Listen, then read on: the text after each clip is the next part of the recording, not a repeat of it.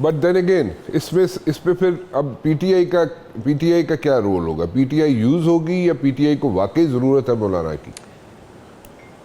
देखिए, पीटीआई जो है वो उन्होंने जो कोशिश की है, असद कैसर ने इसको लीड किया इनिशियली इस सारे एफर्ट को, वो ठीक था। पीटीआई की जो सूरत हाल है उसके अंदर पीटीआई आइसोलेटेड नहीं रहना चाहेगी।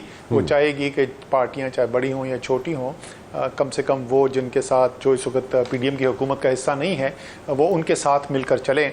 पीटीआई का इस वक्त दो ही ऑब्जेक्टिव्स हैं, और दो से भी मैं कहूँ कि अगर एक ही आपको ऑब्जेक्टिव चूज करना हो, इमरान खान को आपने अडियाला से बाहर लेकर आना है, जेल से बाहर निकालना है और सियासत के लिए उनको आज़ाद देखना है। उसके बाद जो दूसरा हदफ है कि हुकूमत बनने का, मेरे ख्याल में वो अगर ये पहला हदफ हासिल हो जाता है तो वो दूसरा हदफ भी हासिल हो ही जाएगा।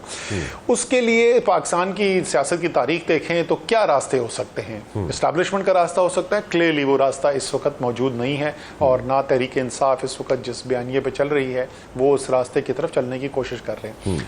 बैरूनी दबाव हो सकता है। कौन से ममालिक हैं जो पाकिस्तान के ऊपर फैसलों पे असरअंदाज हो सकते हैं? अमेरिका है, चाइना है, सऊदी अरेबिया है।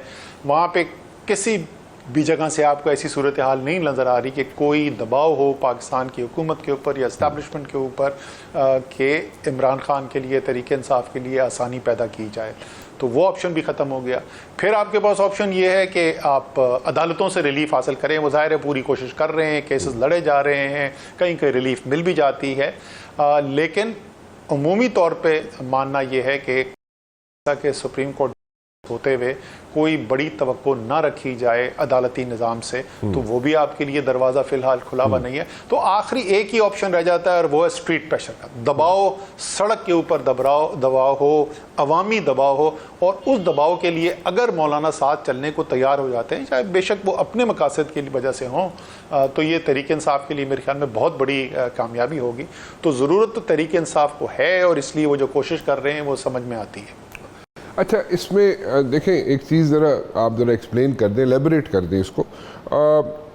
दोनों मिलके अगर चलते हैं, ठीक है, मौलाना साहब भी चलते हैं, साथ पीटीआई भी चलती है, इमरान खान साहब के वोटर सपोर्टर वो भी साथ निकलते हैं, तो don't you think it will be in a bad taste when it comes to like PTI worker supporter कि जनाब ये मौलाना साहब के साथ क्यों ऐसे जा रहे हैं? ठीक है, आपकी बात सही है कि जो लोग हुकूमत का हिस्सा नहीं है, बाहर पार्टियां हैं, छोटी हैं, बड़ी हैं, उनको साथ लेके अगर चला जाएगा तो it's in PTI's benefit. But then again वो वोटर सपोर्टर थोड़ा सा थोड़ा सा उसमें वो नहीं आएगी कि यार ये की कर दे पे पीटीआई वाले। अच्छा, दोनों तरफ से देखा जा सकता है। आई थिंक पीटीआई का सपोर्टर पहली बात तो बिल्कुल वाज़ेह होना चाहिए सबके जहन के अंदर, चाहे वो तज़िया करने वाले हैं या वो पार्टी के इस वक्त जिम्मेदारान हैं, कि तहरीक इंसाफ के सपोर्टर को सिर्फ एक चीज़ देखनी है उस वक्त, उसको इमरान खान को आज़ाद देखना है। तो कोई भी जो हिकमत अमली जिससे इमरान खान की आज़ादी के लिए रास्ता बनता है, तो उमूमी तौर पे मैं कह सकता हूँ कि तहरीक इंसाफ के सपोर्टर्स की उसको हिमायत हासिल होगी। अच्छा। दूसरी चीज़, आप ये भी ज़ाहिर है जिस वक्त ये बयानियाँ जाएंगे, आप लोगों, अगर आपका वर्कर जो है वो पूछेगा भी आपसे सवाल, तो आप कहेंगे कि यार जो यहूदी एजेंट कहता था वो आज मान गया कि मैं तो सिर्फ सियासी बयान देता था।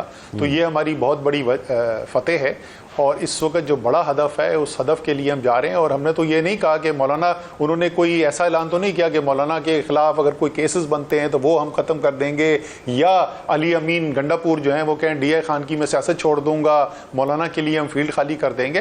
अब प्रॉब्लम उस वक्त आएगा जब ऐसे फैसले किए जाएं जिससे PTI की जो वर्कर है और जो PTI के लीडर्स हैं उनको कोई कुर्बानी देनी पड़े, हकीकी तौर पे, मतलब सियासी तौर पे कुर्बानी देनी पड़े, वरना दिल पे पत्थर बांध के वो कोई, मेरे ख्याल में वो प्रॉब्लम नहीं होगी। अच्छा, एक चीज़ ज़रा समझाएं। देखें, आपने बात की कि चीफ जस्टिस के होते हुए एज सच आपकी एक्सपेक्टेशंस को इतनी हाई नहीं है।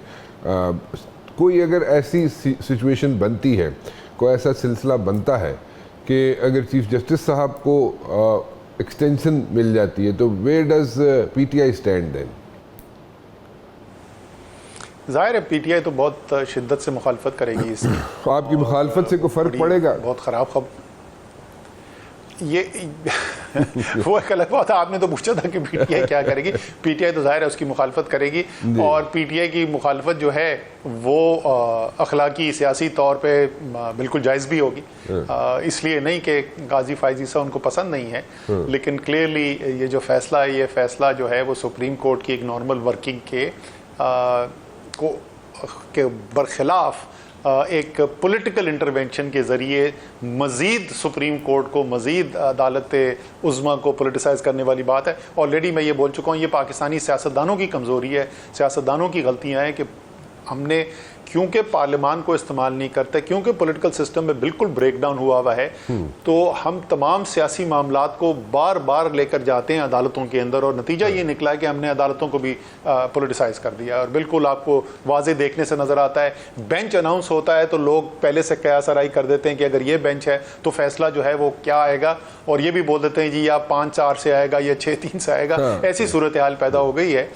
तो उसके अंदर ज़ाहिर है कि कोई अच्छी चीज़ नहीं होगी कि जो सुप्रीम कोर्ट का एक सिस्टम है उसको चेंज किया जाए, और सिर्फ इसलिए कि जो तरीके इंसाफ जिसको आप इस वक्त रोकने की कोशिश कर रहे हैं उनको पसंद नहीं है, तो इसलिए चीफ जस्टिस को दे दिया जाए एक्सटेंशन। लेकिन आपका ये सवाल कि क्या पीटीआई रोक सकेगी, कागज़ पे उनके पास इस वक्त कोई ऐसी चीज़ नहीं है इसकी बुनियाद के ऊपर उसको रोका जा सके।